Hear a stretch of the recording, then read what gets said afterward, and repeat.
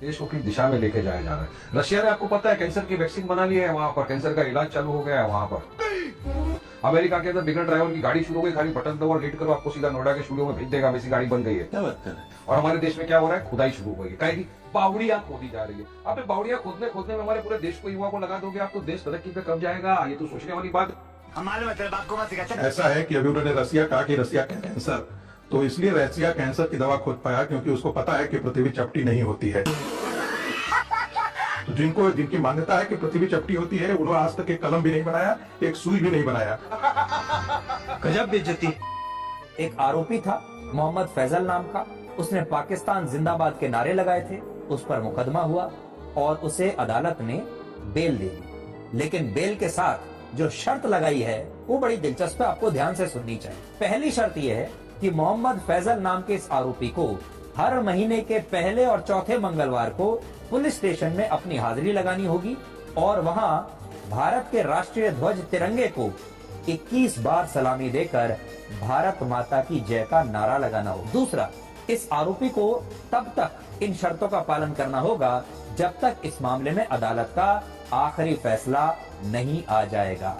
यानी, और आप तो जानते हैं कि अदालत का फैसला आने में वर्षों का समय लगता है। आपको अच्छी लगी तो ऐसे थोड़ा मार दीजिए हाथ, आप थोड़ा सा मार दीजिए, एक बार मार दीजिए।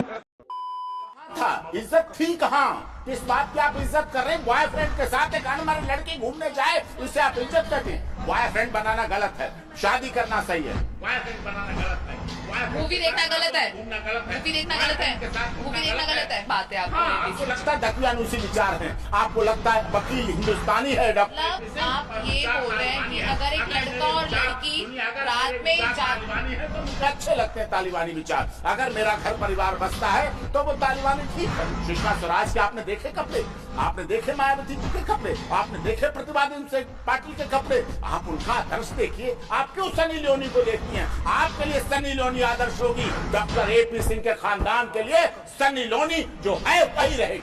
मतलब आप कुल मिला जुला के ये कहना चाहते हैं छोटे कपड़े पहनने से, रात में घूमने से इस तरीके की घटनाओं बढ़ेंगी। उनको रोकना चाहिए। आपके उत्तर से तो मैं बिल्कुल सेटिस्फाइड नहीं। आप नहीं होंगी, आप पाश्चात्य सभ्यता की प्रणेता हो सकती हैं, मैं अपने भारतीय संस्कृति का प्रणेता हूँ।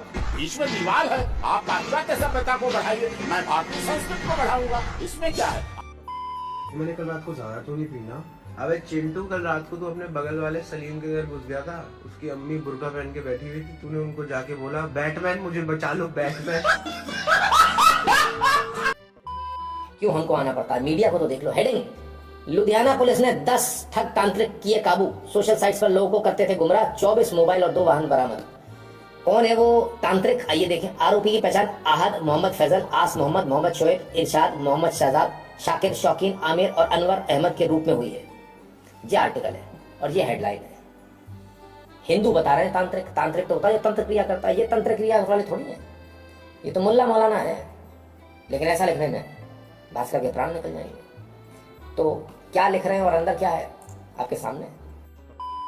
पुश मिथुन ने इस देश के अंदर यहां से लेकर अफगानिस्तान तक पूरे देश में उसने जो है बौद्ध मठों को जमीन में दफना दिया। आपका नाम बताइए। हवा मत दफना दिया था। कोर्ट करिए सोर्स और एविडेंस नहीं, एविडेंस किताब बताइए।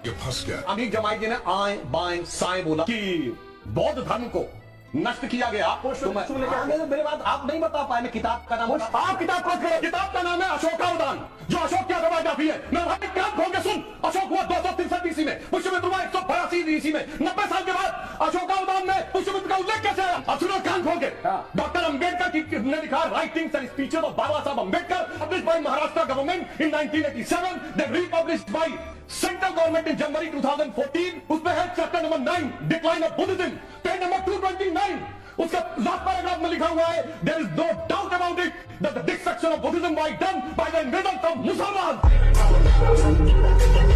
आग लगा दी, आग लगा दी, आग लगा दी। ये लोग जीत गए और जीत के भी हार गए, और हम हार गए और हार के भी जीत गए, और हार के जीतने वाले को बाजी देते। आप लोगों को बेवजह एक भ्रम है कि हार के जीत गए, ऐसा कुछ नहीं होता है ना। और ये भ्रम इतना जबरदस्त है, एक उदाहरण मैं देता हूँ, सुनिए। ये मेरी सलाह है। काफिये और बहर का आता पता नहीं तो मत शायरी करो, बहुमत क्यों नहीं मिला, चूक कहाँ हुई, मेंटेन डायरी करो।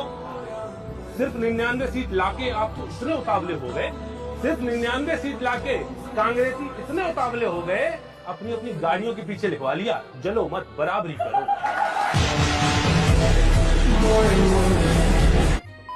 मैं बताऊं, कांग्रेस बहुत दूरदर्शी है। मैंने पूछा कांग्रेसी से, मैंने उससे कहा यार कांग्रेस कब आएगी, सत्ता में कब है, तो देखो कितनी दूरदर्शी, कह रहा देखो अब कल की देव आएंगे, वो कलयुग का अंत करेंगे, फिर सतयुग आएगा, फिर त्रेता आएगा, फिर द्वापर आएगा, फिर कलयुग आएगा, तो मुगल आक्रांत आएंगे, फिर अंग्रेज आएंगे, फिर 1947 में देश आजाद होगा, तो जो चुनाव होगा उसमें कांग्रेस आ जाएगी।